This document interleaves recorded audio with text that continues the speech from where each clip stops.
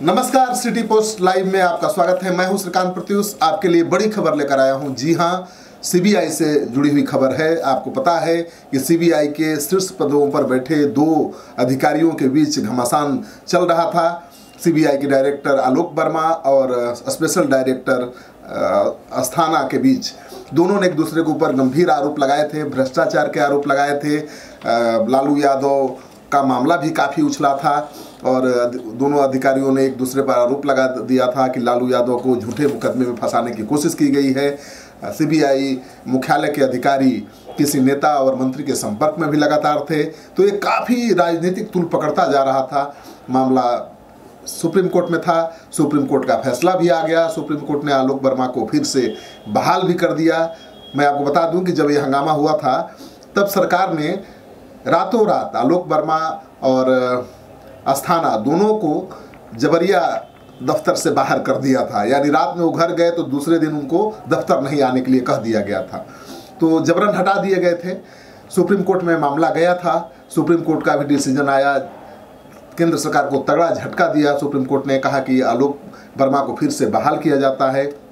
आलोक वर्मा तो बहाल हो गए, लेकिन साथ ही सुप्रीम कोर्ट ने कहा कि तब तक आलोक वर्मा को कोई अधिकार नहीं मिलेगा जब तक कि सिलेक्ट कमेटी यानी हाई लेवल की जो कमेटी है 3 सदस्यों की, वो फैसला नहीं ले ले। तो 2 दिन पहले फैसला आया सुप्रीम कोर्ट का। आलोक वर्मा के लिए बड़ी खुशी की खबर थी, लेकिन सिलेक्ट कमेटी ने सुप्रीम कोर्ट के फैसले को पलट दिया है।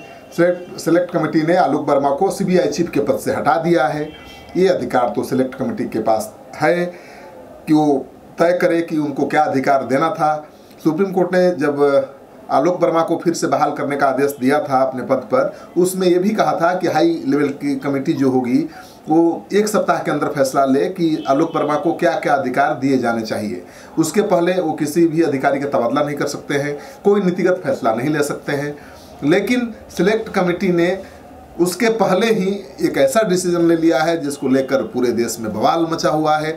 आलोक वर्मा को सीबीआई डायरेक्टर के पद से हटा दिया गया है। जी हाँ, 31 जनवरी को ही वो सेवानिवृत्त होने वाले थे, तो अगर 31 जनवरी तक रह भी जाते तो उनका मान सम्मान बच जाता, लेकिन उसके पहले ही उन्हें हटा दिया गया है। सूत्रों के हवाले से जो खबर आ रही है कि हाई लेवल मीटिंग चली सिलेक्ट कमेटी की और उसमें सीबीएसई में जो आरोप लगाए गए थे आलोक वर्मा पर, उस पर विचार विमर्श हुआ। आरोपों को गंभीर पाया गया और ये तय किया गया कि इस तरह के आरोपों से घिरे अधिकारी को सीबीआई के चीफ के पद पर बैठाए रखना ठीक नहीं होगा, क्योंकि वैसे भी 2 अधिकारियों के बीच जो आरोप प्रत्यारोप का दौर शुरू हुआ है, दोनों ने एक दूसरे के ऊपर जिस तरह से भ्रष्टाचार के आरोप लगाए हैं, उसके बाद तो सीबीआई की विश्वसनीयता को तगड़ा झटका लगा है।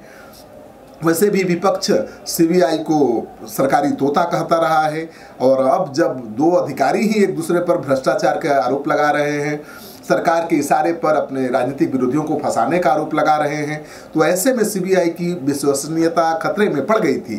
तो मुझे लगता है कि सिलेक्ट कमेटी ने ये फैसला लिया है कि इनको हटा देना ही ठीक रहेगा। सिलेक्ट कमेटी के अध्यक्ष तो प्रधानमंत्री ही होते हैं और एक थे मल्लिकार्जुन खड़गे थे और एक जस्टिस थे सिकरी, तो तीनों ने बैठकर ये फैसला लिया है। और सूत्रों के हवाले से जो खबर आ रही है कि मल्लिकार्जुन खड़गे आलोक वर्मा को हटाने के पक्ष में नहीं थे, लेकिन बाकी लोग सहमत थे कि इनको हटा देना चाहिए। वैसे भी जिस तरह का विवाद पैदा हुआ था और दोनों अधिकारियों ने एक दूसरे के ऊपर भ्रष्टाचार के गंभीर आरोप लगाए थे, इनको पद पर बने रहने से सीबीआई की विश्वसनीयता पर उंगली तो उठती ही सवाल बना रहता। शायद इसीलिए सरकार ने बड़ा फैसला लिया है और सीबीआई के चीफ के पद से आलोक वर्मा को हटा दिया है। अब देखिए, इंतजार करिए कि नया सीबीआई चीफ कौन होता है। पहले जब आलोक वर्मा हटाए गए थे तो उनकी जगह पर एक सीबीआई चीफ का काम संभाल रहे थे। हो सकता है कि फिर से उन्हीं को बहाल कर दिया जाए। इंतजार करिए, जैसे ही खबर आएगी हम सबसे पहले आपके सामने लेकर हाजिर होंगे। आपको हमारा एक खबर अच्छा लगे तो दोस्तों के साथ जरूर शेयर करिए। अगर आपने अब तक हमारे यूट्यूब चैनल को सब्सक्राइब नहीं किया है तो जरूर कर लीजिए। आपका सहयोग समर्थन लगातार मिल रहा है, उसके लिए बहुत बहुत आभार। नमस्कार।